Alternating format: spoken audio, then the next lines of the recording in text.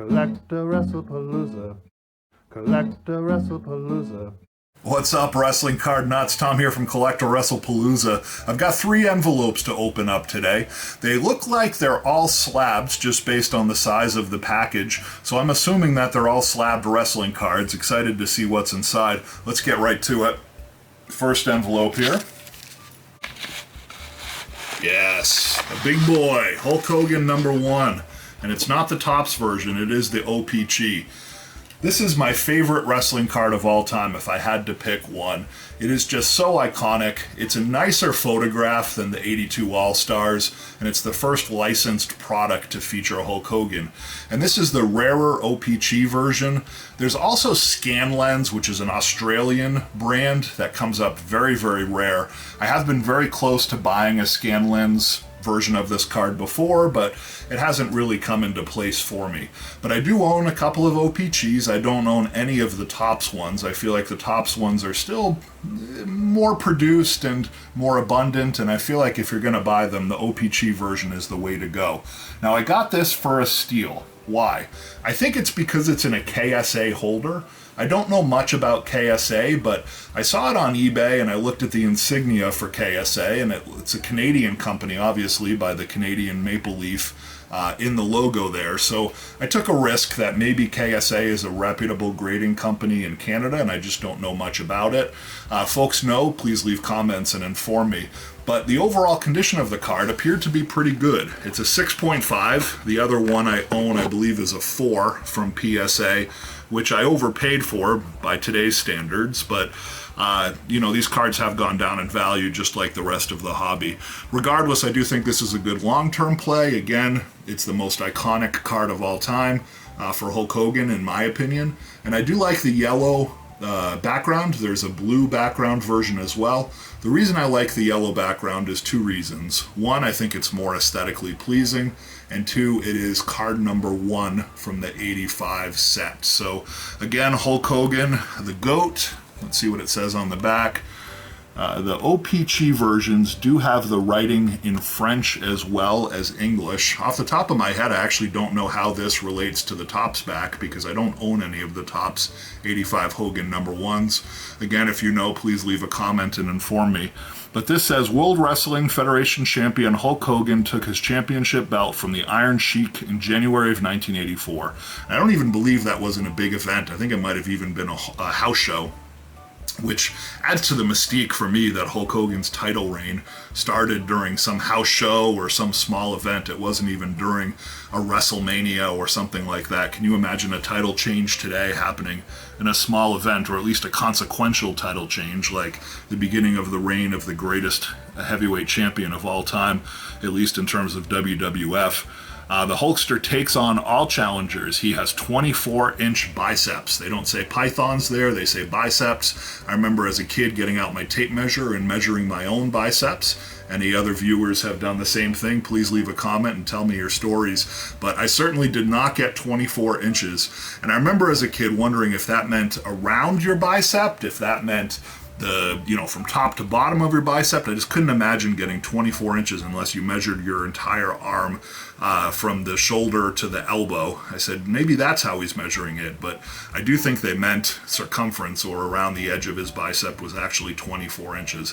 Not sure if that's true or if that's a tall tale, but regardless, what an attractive card. Hogan in his blue tights, which gives the card a little bit of uniqueness, or the other thing I like about this card is just look at his face. He looks so proud to be holding that championship belt, and it looks like real emotion. It somewhat humanizes this larger-than-life superstar in this shot of him with the title. Hulk Hogan #1, OPG 6.5, respectable grade in a KSA. And again, just visually looking at the card, it appears to be okay. Although now that I see it in front of me, there is a little ding on the bottom right corner. Not sure how well the camera is picking that up, but very, very small. The surface looks good. The color looks good. The printing also looks good. A lot of times on this card, you'll see almost a double print or a ghost image because the printing itself is not sharp. But this one appears to be in great condition for one of the greatest cards of all time. Hulk Hogan #1, OPG 85. Let's open up the second envelope here and see what's inside. Aha! Look at the grade on this bad boy.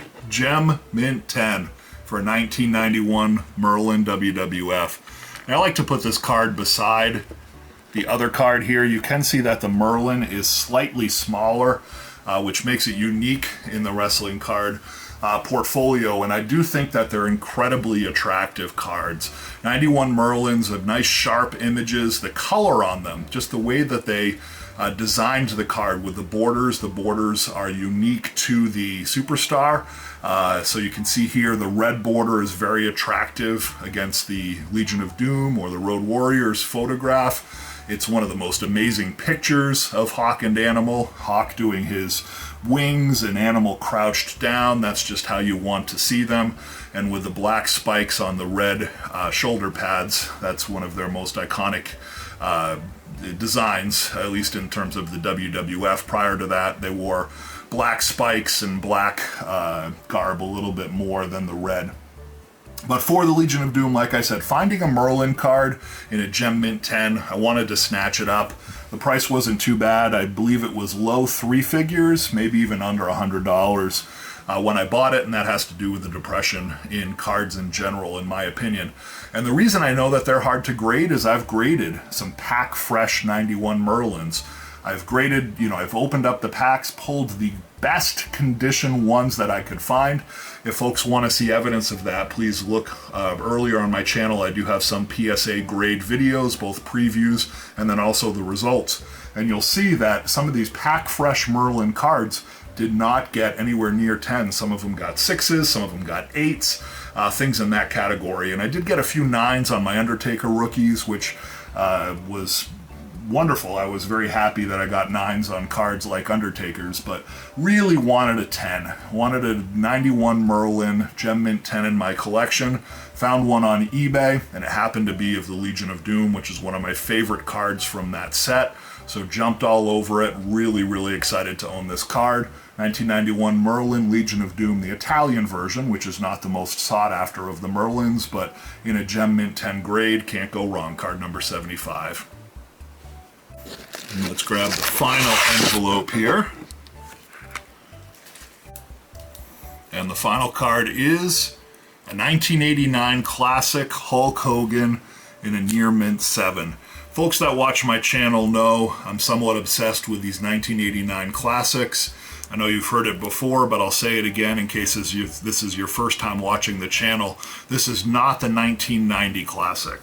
Prior to the 1990 classics, a company called Gametime came out with 1989 versions of the same cards. And they're the same designs, the same images. I think there are a couple of, particularly the logo cards, that might have different numbers in the 89 series, but essentially it's exactly the same, except the copyright on the back says 1989 Gametime as opposed to 1990 Classic. This one says 1989 Titan Sports, and I think the reason for that is because the Hulk Hogan licensing was through Titan Sports. But regardless, it's an 89 Classic, which are a lot more rare than the 1990 versions. So, like I said, I'm somewhat obsessed with getting the 89 versions because this is my favorite card series of all time, is the classic cards. So got a Hulk rules, what better image of him than him ripping off his shirt. It's in a respectable 7, and more importantly, it does have the 1989 logo on it, so it's of the much rarer series. And that does it for this week. I'm very, very happy with these 3 cards, a Legion of Doom and 2 amazing Hulk Hogan cards. Great time to be buying right now. I did think the card market might pop again with the Golden Touch, I think it's called, series on Netflix that just came out. If you haven't checked it out, it's a lot of fun. But the problem with it is it focuses only on the high-end stuff that Golden sells. And I feel like we need more advertising or more media on some of the lower-end base cards, just people feeling love for some of the cards that people don't look at as often. I think that's where most of us land. That's where most of us that love the hobby end up collecting. And just looking at 86 Fleer Jordans and Joe DiMaggio's and Mickey Mantles, it's all unobtainable, so it doesn't relate as much, at least to me, to people, you know, finding $100, $200 cards that make them extremely excited just the same, which is where I'm at. So these 3 cards here, I love them. I'm going to read them. I'm going to look at them. I'm going to spend some time with them and really enjoy them. And what better stars than Hulk Hogan and Legion of Doom. Thank you very much. Have a great week. Stay positive, stay true, stay in the hobby. We'll see you again. CollectAWrestlePalooza. CollectAWrestlePalooza.